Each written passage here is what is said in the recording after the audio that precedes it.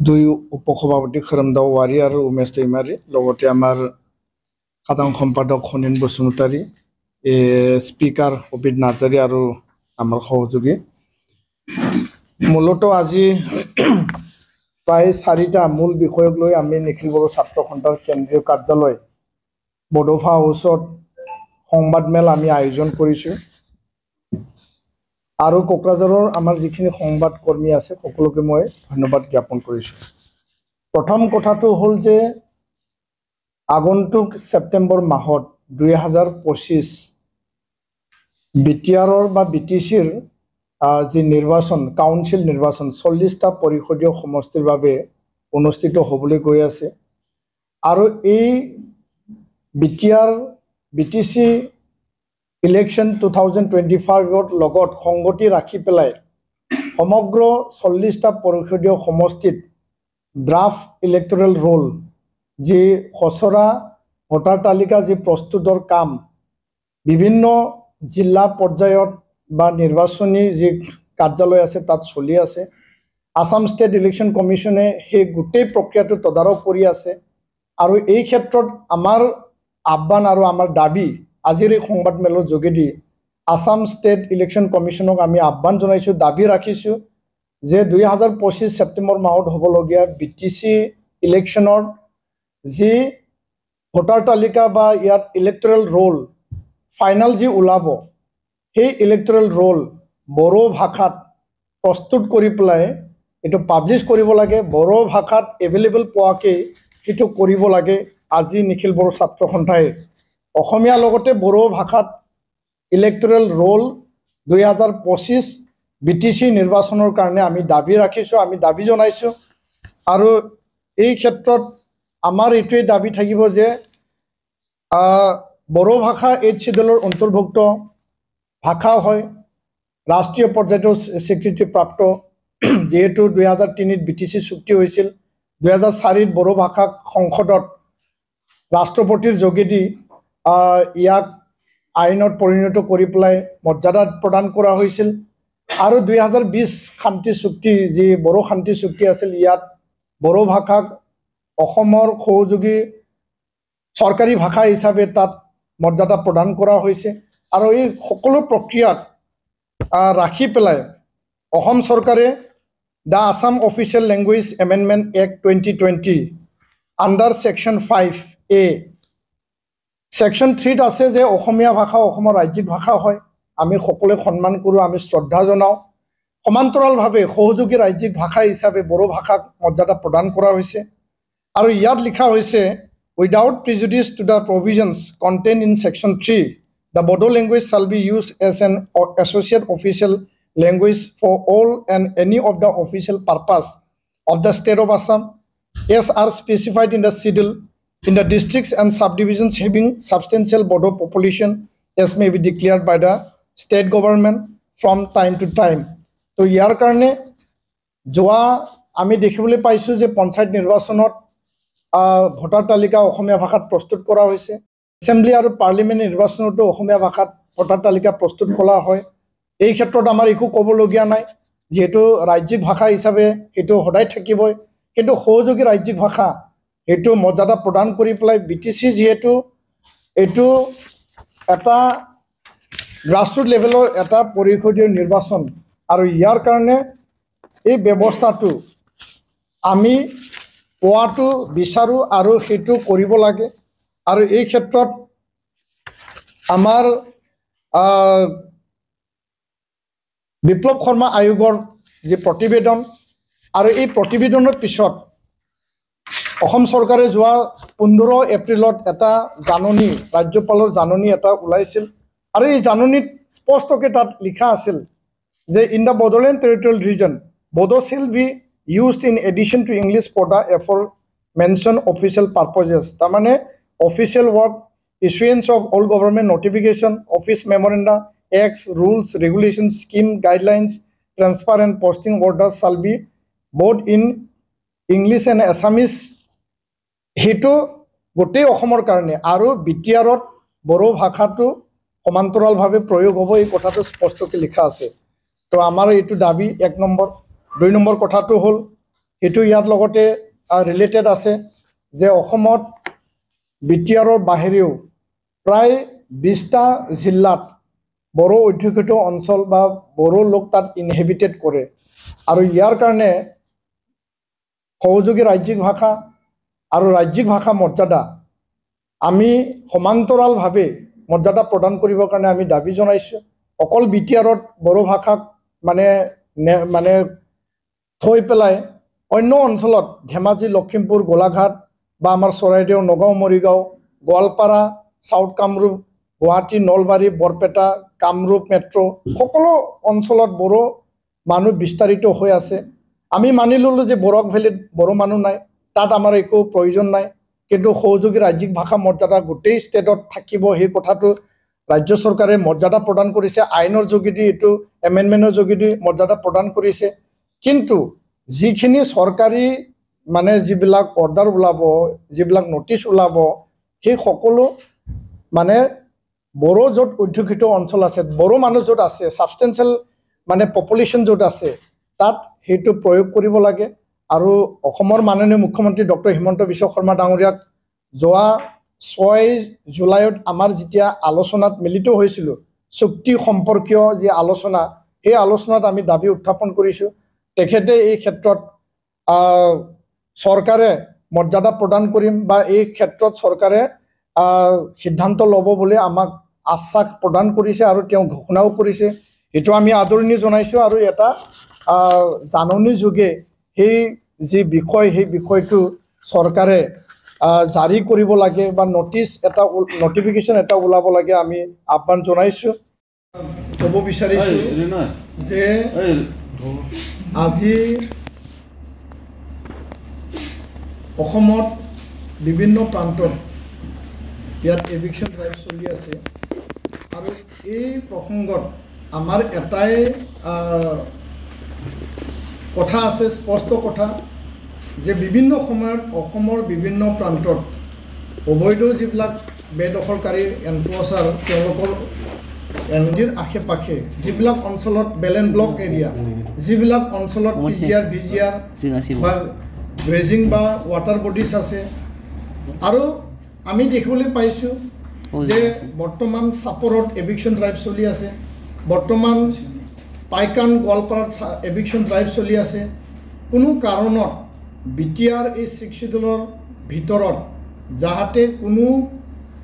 এই এভিকশ্যনত যিবিলাক ইয়াত ঘৰ বাৰী নাইকিয়া হৈ গ'ল, তেওঁলোকে যাতে বিটিআৰ এই অঞ্চলত যাতে আহি পেলাই তেওঁলোকে নোসোমায়, তাৰ কাৰণে অসম চৰকাৰ, ইয়াত গৃহ বিভাগ, ইয়াত জিলা প্ৰশাসন, 5টা জিলা প্ৰশাসন সকলোকে নজৰ ৰাখিবৰ কাৰণে আমি দাবী জনাইছোঁ। জনজাতি অঞ্চলত যাতে তেওঁলোকে সোমাই পেলাই আমাৰ যাতে ভাবুকি কঢ়িয়াই নানে, তাৰ কাৰণে আমি অসম চৰকাৰক আমি আহ্বান আৰু দাবী জনাইছোঁ। বিটিআৰত বৰ্তমান 35 লক্ষ জনসংখ্যা আছে, বিভিন্ন জাতি জনগোষ্ঠী, 26টাকৈ জাতি জনগোষ্ঠী আছে। তেওঁলোকে 1951, 1971 যি এটা আধাৰে নহওক কিয়, সেই হিচাপে তেওঁলোকে ভাৰতীয় যি মূল নাগৰিক হয়, সঠিক ভাৰতীয় নাগৰিক, আৰু 2003লৈকে সঠিক ভাৰতীয় নাগৰিকে বিটিআৰত যিসকলে বাসিন্দা হিচাপে আছিল, তেওঁলোকে বনাফাইড চিটিজেন হয়। 2003 পিছত আমি কাকো ইয়াত নতুনকৈ সোমোৱাটো আমি নিবিচাৰোঁ। আৰু অবৈধ যিবিলাক নাগৰিক আছে, ইলিগেল যিবিলাক চিটিজেন আছে, তেওঁলোকে যাতে কোনো কাৰণত নোসোমায়, আৰু এই এভিকশ্যনৰ দ্বাৰা ক্ষতিগ্ৰস্ত হোৱা মানুহবিলাকে যাতে আমাৰ অঞ্চলত আহি পেলাই যাতে সপোনি নুপুতে, তাৰ কাৰণে জিলা প্ৰশাসন আৰু ৰাজ্য চৰকাৰ, গৃহ বিভাগ সকলোকে সতৰ্ক হৈ থাকিবলৈ আমি আহ্বান জনাইছোঁ। আৰু বহুতো অঞ্চলত এনেকুৱা কুচকাৱাজ আমি দেখিবলৈ পাইছোঁ, বহুতো অঞ্চলত আলহী খোৱাকৈ আহি পেলাই থকা আমি দেখিবলৈ পাইছোঁ। বৰ্ডাৰী অঞ্চলবিলাকত কোকৰাঝাৰ, চিৰাং বা ওদালগুৰি, তামোলপুৰ, সেই অঞ্চলবিলাকত আলহী খাবলৈ আহি লাহে ধীৰে তাত খপনি পুতা এনেকুৱা পৰিৱেশ পৰিস্থিতি বিভিন্ন সময়ত দেখা পাইছোঁ। আৰু এই সময়তো আমাৰ অবজাৰভেশ্যন চলি আছে, তেনেকুৱা ইনপুটছ আমাৰো কিছু আছে, সেই তথ্য আমি ভৱিষ্যতে ওলাম। 26টা জনগোষ্ঠী সুৰক্ষিতভাৱে ইয়াত আছে। 2003লৈকে যিসকল আছিল তেওঁলোকে সুৰক্ষিত হয়, আৰু সঠিক ভাৰতীয় নাগৰিক 1951 হওক বা 1971 হওক যি চুক্তি আধাৰতে নহওক কিয় তেওঁলোকে সুৰক্ষিত হৈ আছে কিন্তু এতিয়া আহা আৰু পিছত আহা 2003 পিছত আমি কাকো ইয়াত লোৱা বা কাকো ইয়াত মানে থাকাটো আমি কেতিয়াও নিবিচাৰোঁ সেইটো সকলোৰ কাৰণে মানে মংগলজনক বুলি মই ক'ব বিচাৰোঁ আজি আমি মানে খুব বিনম্ৰতাৰে আহ্বান জনাইছোঁ আমি ৰিকুৱেষ্ট কৰিছোঁ ৰাজ্য চৰকাৰ আৰু গুৱাহাটী উচ্চ ন্যায়ালয়ক আহি থকা দিনত ইয়াক লৈ প্ৰতিবাদ হ'ব সকলো জিলা স্তৰত প্ৰতিবাদ হ'ব মহকুমা স্তৰত প্ৰতিবাদ হ'ব ধন্যবাদ অসম চৰকাৰৰ ভাষা বিভাগ যি এটা হোম এণ্ড পলিটিকেল ডিপাৰ্টমেণ্ট আছে তেওঁলোকক আমি অলৰেডি জনাইছোঁ আৰু এই যি বিষয় আসাম জুডিচিয়েল ছাৰ্ভিচৰ যি বিষয় আৰু ইয়াত যি ৰিক্ৰুইটমেণ্ট যি ছিষ্টেমৰ কথাটো আমি বহুবাৰ উচ্চ পৰ্যায়ত যিবিলাক আলোচনা আছে সেই আলোচনাত আমি প্ৰস্তাৱ ৰাখিছোঁ দাবী ৰাখিছোঁ চৰকাৰে ইয়াৰ ওপৰত বিহিত ব্যৱস্থা ল'ম বুলি আমাক আশ্বাস দিছে আৰু কৰিম বুলিও বহুবাৰ কৈছে কিন্তু বছৰ বছৰ ধৰি পৰীক্ষা হৈ যায় আছে ৰিক্ৰুইটমেণ্ট হৈ যায় আছে বড়ো মাধ্যমৰ ছাত্ৰ ছাত্ৰী মানে ইয়াৰ পৰা বঞ্চিত হ'ব লগা হৈছে আৰু আমি ৰখিব নোৱাৰোঁ ছাত্ৰ ছাত্ৰীৰ ভৱিষ্যত আমাৰ নৱপ্ৰজন্মৰ ভৱিষ্যত কথা ৰাখি পেলাই আমাৰ দায়িত্ব আছে আৰু এই দায়িত্ব আৰু কৰ্তব্য পালন কৰি পেলাই গণতান্ত্ৰিক আৱাজেৰে আমি এই কথাটো আমি মানে ৰাখিব বিচাৰিছোঁ আৰু সেইটো কেন্দ্ৰীয় পৰ্যায়লৈকে যি পৰ্যায়লৈ যাব লাগে আমি ইয়াৰ কাৰণে চৰকাৰক আমি হেঁচা দিবৰ কাৰণে চৰকাৰক দাবী জনাবৰ কাৰণে আমাৰ যি পদ আমি এই পদটো আমি ল'ম বিষয়টো হ'ল যে আসাম জুডিচিয়েল ছাৰ্ভিচ সেইটো দীৰ্ঘদিনীয়া আমাৰ এটা দাবী সেই আসাম জুডিচিয়েল ছাৰ্ভিচত আমাক যোৱা কেইবা বছৰ ধৰি বঞ্চনা আমাক কৰি আহিছে বৈষম্যমূলক আচৰণ কৰি আহিছে অসম চৰকাৰক আমি জনাইছিলোঁ বাৰম্বাৰ আৰু গুৱাহাটী হাইকোৰ্ট গুৱাহাটী উচ্চ ন্যায়ালয়কো আমি নিজৰ মেমৰেণ্ডাম নিজৰ দাবী আমি ৰাখিছোঁ বহু সময়ত আমাৰ ইয়াক লৈ পেলাই ধৰ্ণা কাৰ্যসূচীও আমি ৰূপায়ণ কৰিছিলোঁ যে আসাম জুডিচিয়েল ছাৰ্ভিচ যি গ্ৰেড 3 মেইন পৰীক্ষা তাত 50 মাৰ্ক শতাংশ নহয় 50 নম্বৰ অসমীয়া ৰাজ্যিক ভাষা হিচাপে অসমীয়া ভাষাটো কম্পালচৰি কৰা হৈছে আমি দাবী জনাইছিলোঁ যে বড়ো ছাত্ৰ ছাত্ৰী বড়ো মাধ্যমৰ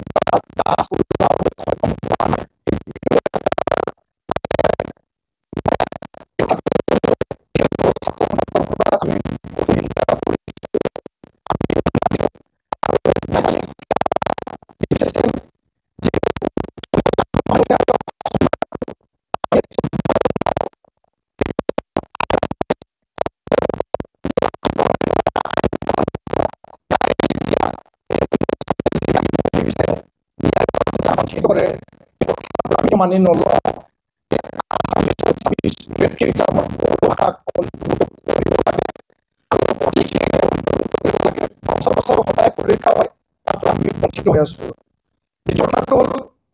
জিলা পৰ্যায়ত যিবিলাক সেশন আৰু যিবিলাক CGM কোড আছে সেই সেশন আৰু CGM কোডৰ জুনিয়ৰ এডমিনিষ্ট্ৰেটিভ এছিষ্টেণ্ট আৰু ধৰি ল'লো বিদ্যালয়ৰ আমি জিলা চালোঁ যে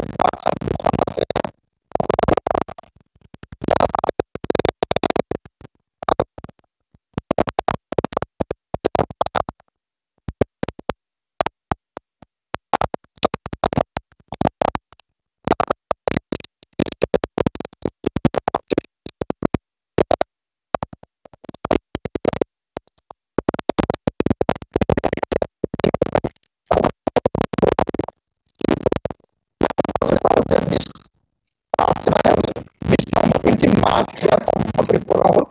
অসমীয়া ভাষাত ইয়াত কম্পালচৰি এটেম্প কৰিব লাগিব কোৱালিফাইং মাৰ্কছৰ কাৰণে আৰু যদি বড়ো মাধ্যমৰ পৰা যোৱা বড়ো ছাত্ৰ ছাত্ৰীয়ে বড়ো কেণ্ডিডেটে সি যদি অসমীয়াটো লিখিব নাজানে অসমীয়াত সি যদি এক্সামটো দিব নোৱাৰে জুনিয়ৰ এডমিনিষ্ট্ৰেটিভ এছিষ্টেণ্ট তাৰমানে 367 পোষ্টৰ পৰা বড়ো মাধ্যমৰ ছাত্ৰ ছাত্ৰী বঞ্চিত হ'বলৈ গৈ আছে অসমীয়া তাত থাকিবই কম্পালসৰি ৰাজ্যিক ভাষা হিচাপে আমাৰ এইটো ক'বলগীয়া নাই আৰু যিসকলে চইচ কৰে তেওঁলোকে অসমীয়া পৰীক্ষা দিব কিন্তু বড়ো মাধ্যমৰ ছাত্ৰ ছাত্ৰী জুনিয়ৰ এডমিনিষ্ট্ৰেটিভ এছিষ্টেণ্ট তেওঁলোকে এপ্লাই কৰিব নোৱাৰিব আৰু এপ্লাই কৰিও তেওঁলোকে পৰীক্ষাত লিখিব নোৱাৰিব সেইটো এটা বৈষম্যমূলক এটা আটাইতকৈ ভয়ংকৰ এটা কৰ্মকাণ্ড এতিয়া চলি আছে জুডিচিয়েল সাৰ্ভিস সিস্টেমত আৰু ইয়াৰ কাৰণে মহামান্য গুৱাহাটী উচ্চ ন্যায়ালয়ক আমি আহ্বান জনাইছোঁ দাবী জনাইছোঁ অসম চৰকাৰক আমি দাবী জনাইছোঁ অতি শীঘ্ৰে 50 number Assam judicial service grade 3 আৰু জুনিয়ৰ এডমিনিষ্ট্ৰেটিভ এছিষ্টেণ্ট ৰিক্ৰুটমেণ্ট যি বৰ্তমান এপ্লাই চলি আছে 31 জুলাইলৈকে ইয়াত 15 তাৰিখৰ পৰা 31 জুলাইলৈকে তাত ডেট আছে অনলাইন সেই ইয়াত অন্তৰ্ভুক্ত কৰিবলৈ আমি দাবী জনাইছোঁ আৰু অন্যথা যদি চৰকাৰে নুশুনে যদি গুৱাহাটী উচ্চ ন্যায়ালয়ে যদি নুশুনে ন্যায় প্ৰদান কৰা অনুষ্ঠানে যদি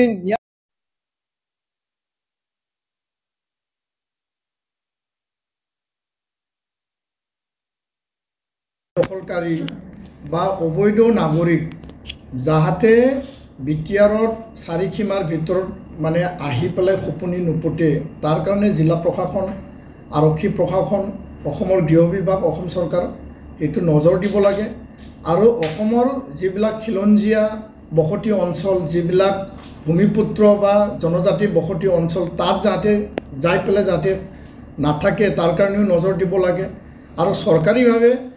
এই এভিকশ্যনত যিবিলাক উচ্ছেদ হ'ল তেওঁলোকৰ কাৰণে কি ব্যৱস্থা লয় ক'ত যায় সেইটো আমি ক'ব নাযাওঁ কিন্তু কথাটো হ'ল যে বিভিন্ন সময়ত আমাৰ জনসংখ্যা বাঢ়ি গৈছে মই অলৰেডি স্পষ্ট কৈছোঁ যে 1951 1971 সঠিক ভাৰতীয় নাগৰিক আৰু 2003 বিটিচি চুক্তিৰ যি 6 শিডিউল গঠন হ'ল তেওঁলোকে বনাফাইড চিটিজেন হয় 26টাকৈ জাতি জনগোষ্ঠী 35 লক্ষ জনসংখ্যা তেওঁলোকে সুৰক্ষিতভাৱে আছে 2003 পিছত আৰু এতিয়া অহা কোনো কাৰণত সুৰক্ষিত নহয় আৰু তেওঁলোকক আমি কোনো কাৰণত বজা ল'ব নোৱাৰে এই কথাটো স্পষ্ট কৰিছোঁ সেইটো কোনো ৰাজনীতিক কথা নহয় সেইটো সকলোৰ কাৰণে সকলো জাতি জনগোষ্ঠী সেফগাৰ্ডৰ কথা কৈছোঁ আৰু যিবিলাক জাতি জনগোষ্ঠী অলৰেডি তেওঁলোকে বনাফাইড হয় তেওঁলোকেও চিন্তা চৰ্চা কৰিব লাগে এই ক্ষেত্ৰত আমাৰ আহ্বান আৰু দাবী সেইটো আমি সঠিক সময়ত সঠিক সিদ্ধান্ত লৈ পেলাই গুৱাহাটী উচ্চ ন্যায়ালয়ে যি নিচিনাকৈ ৰায়দান প্ৰদান কৰিছে সেই হিচাপে আমি আগবাঢ়ি যাম আৰু ভৱিষ্যতে ইয়াৰ কাৰণে আমি কাৰ্যপন্থা ল'ম সেইখিনিকে মই ক'লোঁ ধন্যবাদ